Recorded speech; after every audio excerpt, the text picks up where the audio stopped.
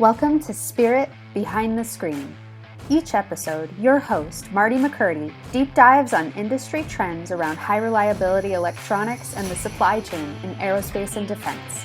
This is episode 31 with Zef Malik on supply chain partnerships, ASICs, and Spirit's automated Reball process.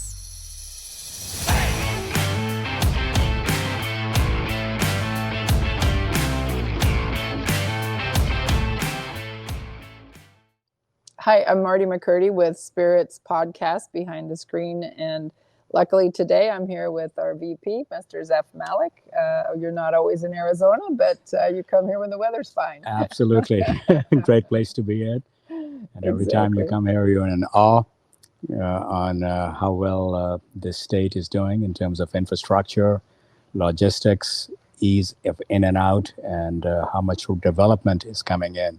It's exciting. It is exciting. I know we have Spirit Ventures that owns the building, you and I, so that was a good investment in hindsight.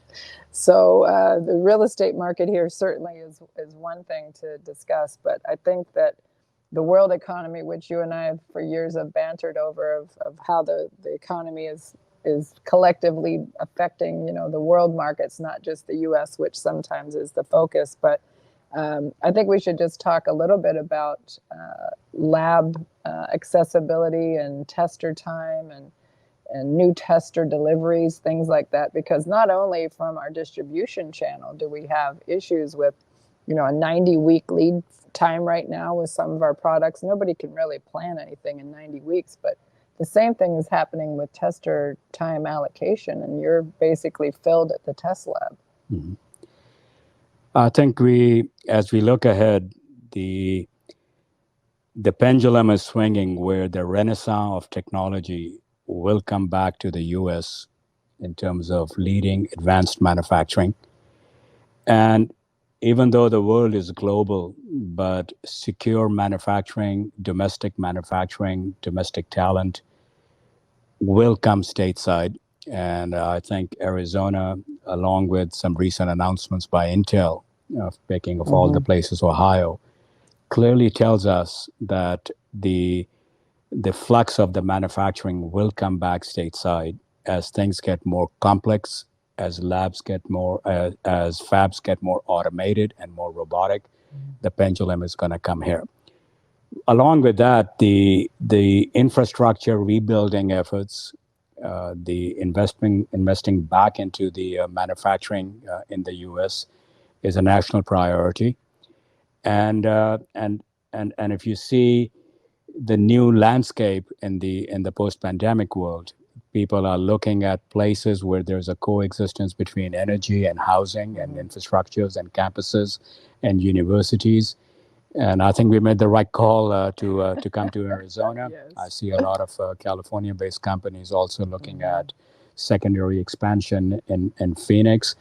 But with the advent of that, the thrust on domestic manufacturing, domestic post-foundry services and everything is where the pressure is going to be.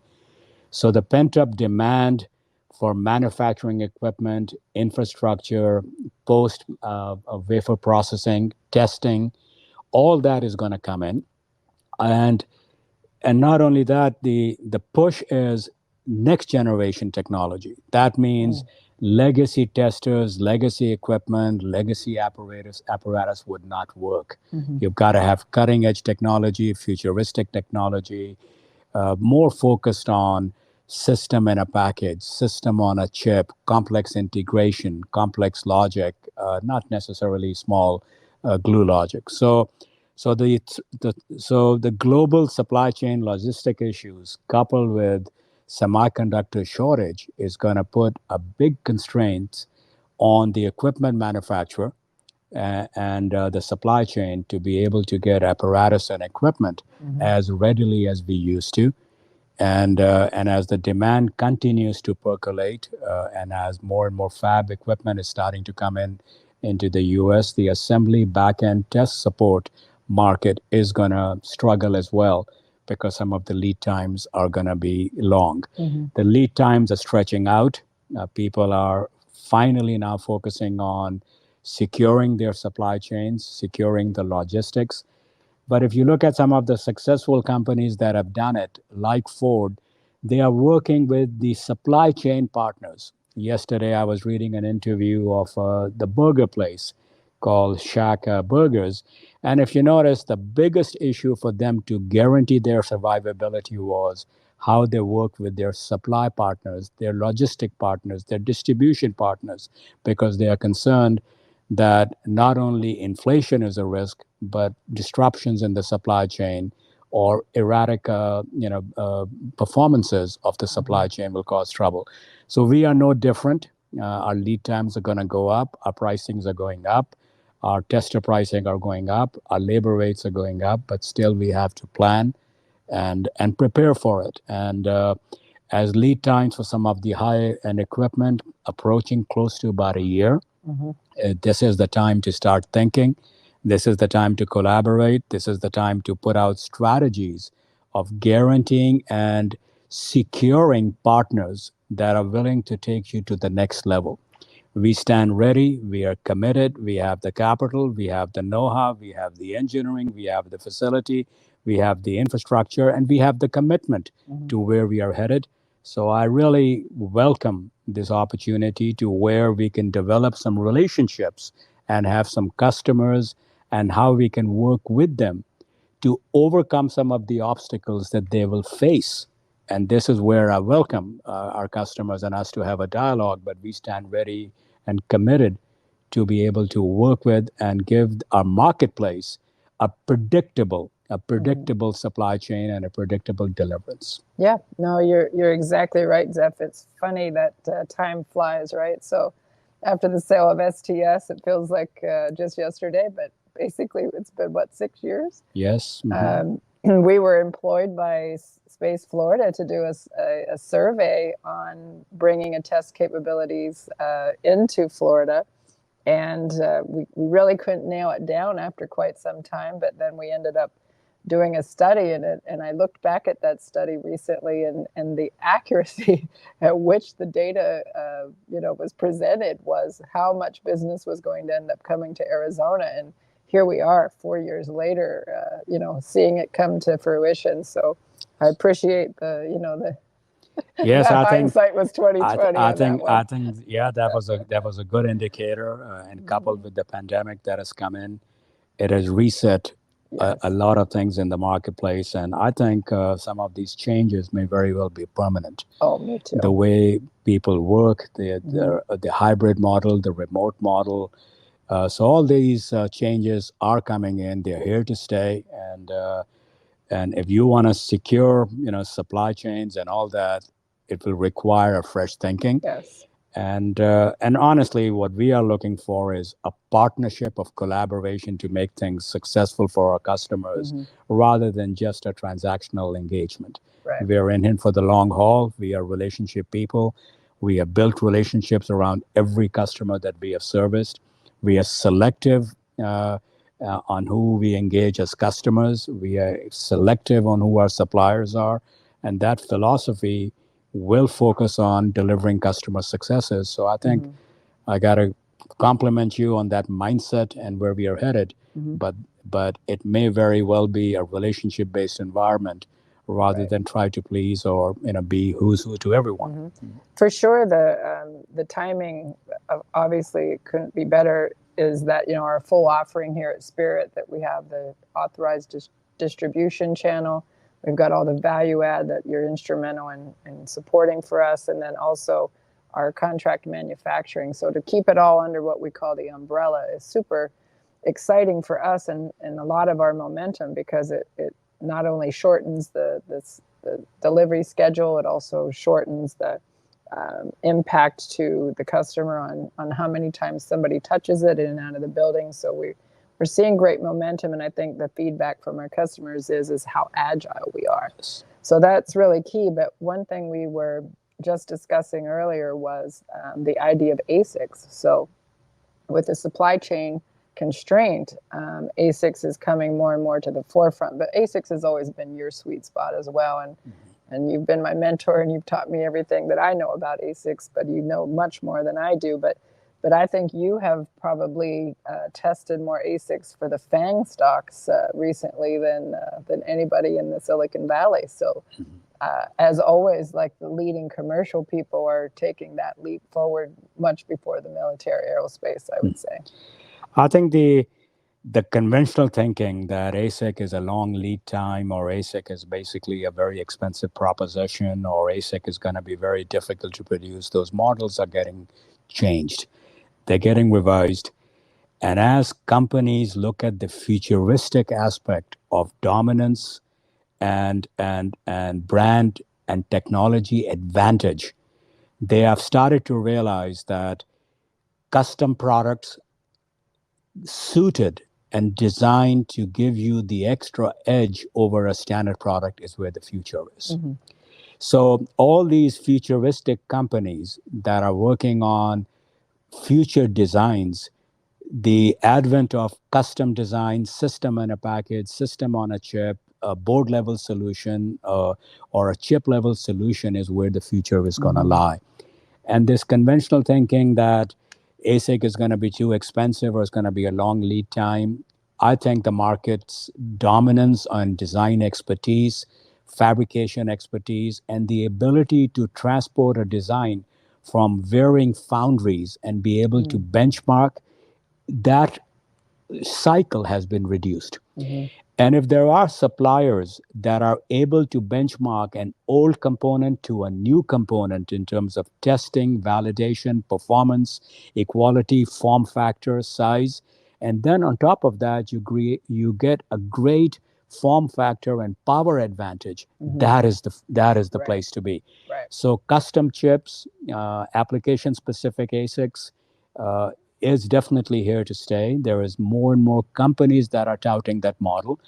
And not only that, I think for some of the futuristic companies, it secures your market dominance of leadership, because you can continue to improve an ASIC to improve your performance, rather than limiting yourself on what may be available in the standard infrastructure of technology. Yes, right. No, very well put, as always. I know one of the key pieces you talked about, validation and comparing and things. One thing that you and I have both been on a soapbox for years is of Reball processes. So you were instrumental in helping us design our new robotic Reball process, where the removal of the balls is so key to not disturb the integrity of the pad that's already there, et cetera. So I thank you for that. But if you would like to touch on that, I would love to share that opinion of yours as well. Look, for years, I've always believed that there should be no need for a conversion of the solder terminal, but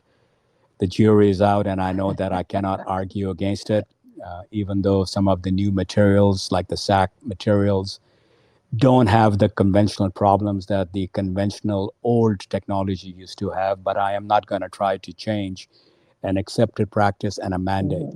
However, as the future comes in, where speed, performance, inductance, contact resistance, where the future is going to get defined, where new substrate materials are coming in, organics, thin, flex, ceramic, low temperature co-fired ceramics, the concept where a certain terminal connection was designed for electrical performance and speed, you cannot just try the same arbitrary trick of trying to scrape off and put in a new solder ball because somebody wants a lead-based eutectic solder. So the concept has to be that there has to be a lot of thinking behind the process of native metallizations, damage to the native metallizations, putting in new attached materials, minimizing temperature exposures, limiting any secondary exposures that may be beyond the limits of the materials and the laminates and the substrate that we are dealing with, such that the integrity of the contact and the speed compromise does not get inherently built into the device. Sadly, today, the marketplace practice is that a lot of people do the conversion, they do a continuity test, but I assure you, nobody has ever benchmarked and said that I got a 20-30% reduction in my speed because of the Reball. Right. So our new processes that we are putting in with robotic uh, controls, with robotic removal, with proper solder ball placement, with automated ball placement, with clearly understanding where not to go, okay, in terms of temperature exposures, with an in-house ultrasound testing, with an in-house electrical testing. We believe that when somebody wants a non-broken supply chain, getting a reball done directly by the distributor, not breaking the chain of custody. This is the future where Spirit brings the value to the market. Right. Okay. I mean, we believe that it should be a non-broken chain. It should be the custody should be the same. It should be people that are the best at doing electrical tests, people that are going to stand behind the warranty of the part. So this is where the new innovative models we are trying to deploy, that you are trying to bring them to production here, will demonstrate that we just did not go after a business sector. We went after how to overcome a barrier or an obstacle in technology and a processing that too many people may not have thought it. But as the future comes in of high speed, high signal, high contact integrity, it has to be there. And so we want to be the new benchmark. We want to be the new go-to source. We want to be the new supplier that does it. And this is what Spirit is all about, to give the customer a product that is ready to be used rather than the customer struggling with multiple sources and trying to add things value to it. I mean, just imagine in today's market, if the lead times are becoming 52 weeks, you got millions of dollars of material that is sitting around. Then you got to go out to do 10 weeks of DPA and 20 weeks of hot solder dip conversion.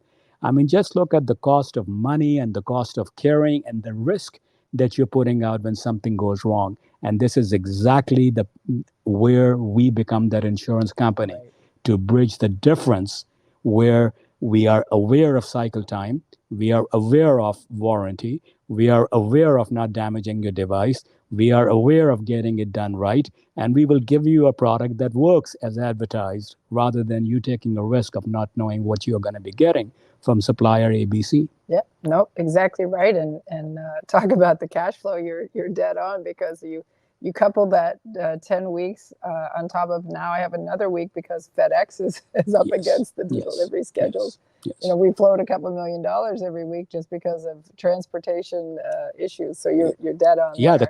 the overall cost of cycle time, the overall cost for time sometimes cannot be equated. Yes. But for people that run businesses and that thrive on just-in-time concepts and all that, they very well know what just-in-time and reduced cycle time means to enable a company's time-to-market deployment and time-to-market success. Otherwise, it's just money that you're burning that you are not able to see it. Yep. And really, I mean, I think some of our studies have shown, like, the more we can turn our cash flow, the more, we can use it to get more business. But when it's tied up, it is a challenge. Exactly. For sure. And sadly tied up for things that are only adding a minimal value add. Right. That's okay. the rub. Right? So the $100,000 part is waiting for a $2,000 addition.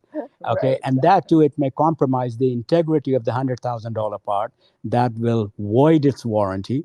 You don't know if it's going to work 100% the right way. Okay. And this is where I see as a phenomenal risk that it has to be factored in as everybody looks into the futuristic world of logistics, supply chain, availability, and getting it done when they need it. And that is the new challenge. The new challenge of the world order is going to be much different.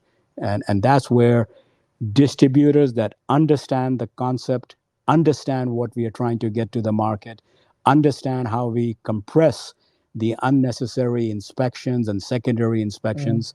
We understand how to deal with our OEM to give the customer what they need without minimizing extra handling and inspections and unnecessary testing. That is the concept of where we are taking Spirit to bring the change to the marketplace. Right. When we I know that some of our language is we are changing the definition of distribution. Absolutely. And I think you've wrapped it up there really well.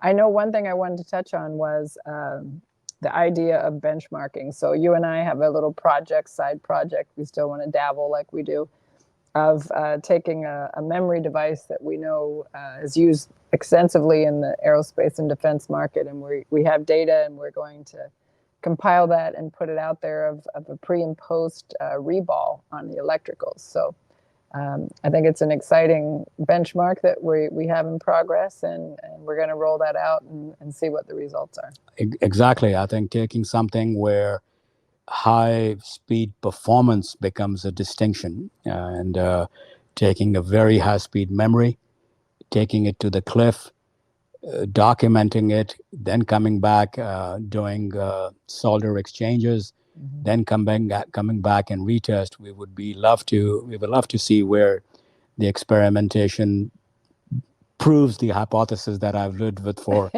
decades. Right. That there's a compromise that is coming in that is not getting noticed, but now the Right. technology will mandate that you understand that, and that is where I think the study that you're undertaking is very timely, very timely, and I'm looking forward to using the same concept being applied to our in-house capability of solder conversion as a benchmark.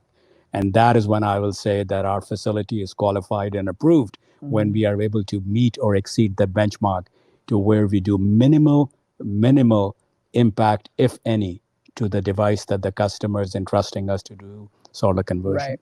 I think it's always the reason that we've always been on this soapbox is because we get a look under the kimono, right? So not everybody has the luxury of reballing and then having the equipment and the test skill to put these things on a $3.5 million tester like we do, that you can see the impact of the interconnect, right? So that really is the challenge when you have a customer at the end, they've built out 50 boards or 100 boards or whatever, one board or two boards don't work, and they spend hundreds of thousands of dollars in FA trying to figure out what has happened. And really it could be as simple as the reball process, because maybe at room it works great, but at hot or cold, especially cold, is probably not making the connection that it should be if there's a high speed issue involved. Absolutely. I mean, the industry used to struggle on intermittency of contact that used to plague the industry. Having BGAs when they came out, devices will fail, they will pass, they will fail, they will pass in temperature excursions. So the industry, from a materials and interconnect standpoint, solved that issue. And I think what it's staring at us is going to be the solder conversion for high-speed devices, unless it is done right, and unless you're very clearly aware that your process, if it is not optimized and understand the impact it causes to the damage, may bring in a latency damage to the device that will show up in terms of a reduced performance and a reduced life cycle. So there's a lot at stake here, and and like you and I used to always kid, you come to us for an open heart surgery. Okay. That's right. And you want to go to the best of the best of the best of the team. True. Rather than just going in for the cheapest place that is out there. No, exactly. It's that between that and the rubber stamps, we never have the rubber stamp. Yep, the job's done. We dive a little deep. I know it. We are. I mean, honestly, and the solution that we have, which is where if we ever come to a point where we realize that we are getting towards a diminishing return of the solder conversion, we have OEMs that are willing to give Spirit an unfinished device. Correct. So we would rather attach in an automated way the solder ball of the customer's choice without having to rework. Right. We want to give our customers a fresh device, not a refurbished or a reworked device. Right. Exactly. And that is where we believe our solution goes into the next level. It's like a Carfax, right? Did anything happen to this part prior to my acquisition of it? Yes. Yes. We got a little scratch and dent. We had to get it fixed. Exactly. So I don't believe in refurbished or, reworked there and sold as OEM fresh out of the box. No, they're not fresh out of the box. Right. Exactly. Well, I know that one of my big lessons learned as being under your mentorship was when we bought the IBM column attach line. I learned so much from the IBM process, right? They dialed it in for 14 years. They really had every possible in-process control, but one of those was how well they managed the paste. And so on our ability to reball, our print machine also is weighing, inspecting, putting down the exact amount of paste that we want, and also just inspection of the balls before we actually place the balls. We pick 10 up, we inspect the ball first, we spit the ones out we don't want so that only the quality balls that we've identified are on there. Plus we have, ball scan after that. So all of the good pieces that... yes, IBM was a classical example where a process is tuned, a process was designed for manufacturability, a process was mandated to be reworkable, a process was mandated to be reworked without causing any performance damage. So this is where maturity of an understanding of what you're trying to put to the marketplace comes to bear. And I really believe that it's not about just changing a solder ball. To us, it means much more than that. Right. Because the customer still has to live with the alignment, the paste, the attach, the secondary, still have to possibly do a rework. So we have to think about all those things. The temperature reflows. Yeah, exactly. And when a distributor or a supplier can understand what happens to the devices once they leave in here, just like we understand the customer's box stock limitations and all that, we believe we have more value to bring because we understand and are able to design and offset some of the landmines that may be in secondary handling. Right. Well, my friend, it's always good to catch up on the couch with you. Absolutely. Welcome. Thank you. I know we can always go on and on, but our listeners are probably sleeping on their couch right now. Well, hopefully you can edit it and just paraphrase in a few sentences. But there you go. But really, I mean, I stand committed that we are committed to the cause. Right. We want to be committed to the thing. Business has to be about a cause. Right. And the cause is let's do it right. I think you taught me that, we really always, one of the joys that I enjoyed working with you is that we always kind of owned everything, and we're in that position again. And the idea that somebody can come to us with a problem and we're solution people.